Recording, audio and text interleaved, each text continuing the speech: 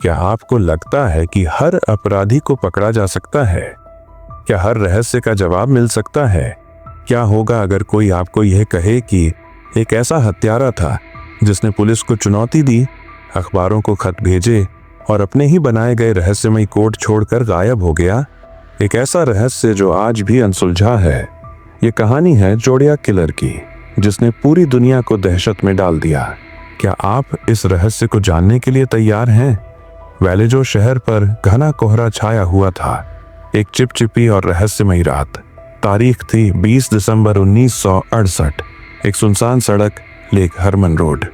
एक गाड़ी खड़ी थी जिसमें 2 युवा प्रेमी बैठे थे, 17 वर्षीय डेविड फैराडे और 16 वर्षीय बेटी लू जेनसेन। यह उनका एक साधारण सा वक्त था, लेकिन नियति ने कुछ और ही लिख रखा था। अचानक एक दूसरी गाड़ी उनके पास आकर रुकी। कोई चेतावनी नहीं, कोई बातचीत नहीं, बस एक रहस्यमयी आकृति कोहरे से उभरी।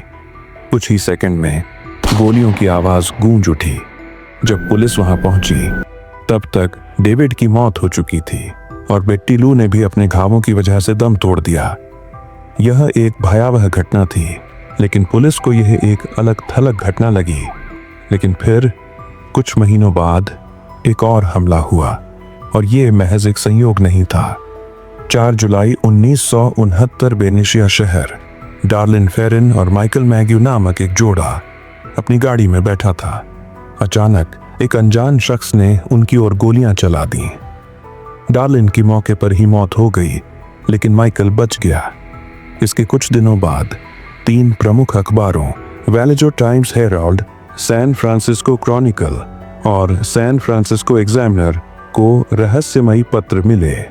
इन पत्रों में हत्याओं की विस्तृत जानकारी दी गई थी, जो सिर्फ हत्यारा ही जान सकता था। इनमें से हर पत्र के साथ एक सिफर गुप्त कोड भी भेजा गया था, जिसमें 408 रहस्यमयी प्रतीक थे। पत्र के अंत में एक अनोखा निशान बना था, एक घेरे के अंदर क्रॉस का प्रतीक। इस पत्र में लिखा था, मुझे लोगों को मारना पसंद है। यह बहुत मजेदार है। यह जंगल में जानवरों को मारने से ज्यादा रोमांचक है, क्योंकि इंसान सबसे खतरनाक जानवर है। जोडियाक ने धमकी दी कि अगर यह पत्र अखबार के पहले पन्ने पर नहीं छापा गया तो और भी हत्याएं होंगी। पूरा बे एरिया अब खौफ में था। 27 सितंबर 1969 लेक बेरिसा। ब्रायन हार्टनेल और सेसिलिया शेपर्ड झील के किनारे बैठकर पिकनिक मना रहे थे। अचानक एक आदमी उनके पास आया। उसने काले रंग का अजीबोगरीब मुखौटा पहन रखा था, जिसकी छाती पर वही क्रॉस वाला निशान बना था। उसने खुद को एक फरार कैदी बताया और दोनों को रस्सी से बांधने के लिए मजबूर किया। फिर उसने अचानक चाकू निकाला और बेरहमी से उन पर हमला कर दिया। सेसिलिया ने कुछ ही घंटों में दम तोड़ दिया, लेकिन ब्रायन बच गया। हमलावर के जाने के बाद हमलावर ने एक फोन बूथ से पुलिस को फोन किया और कहा, मैंने उन्हें मार दिया है।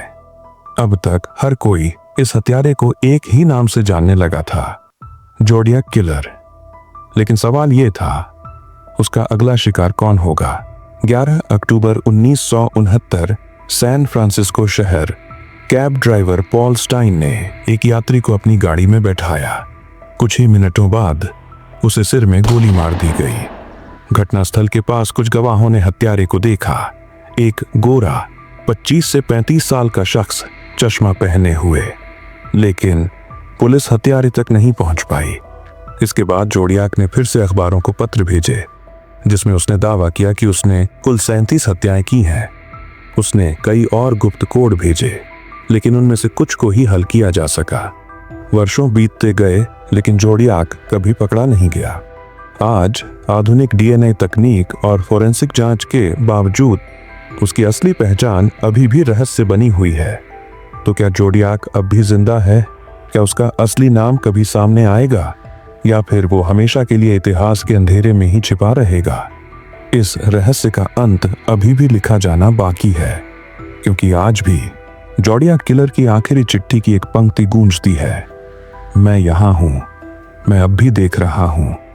अगर आपको यह कहानी दिलचस्प लगी तो हमें बताइए कि जोडियाक किलर के बारे में आपकी क्या राय है। क्या आपको लगता है कि वो पकड़ा जा सकता था या है? कमेंट में अपनी राय जरूर दें।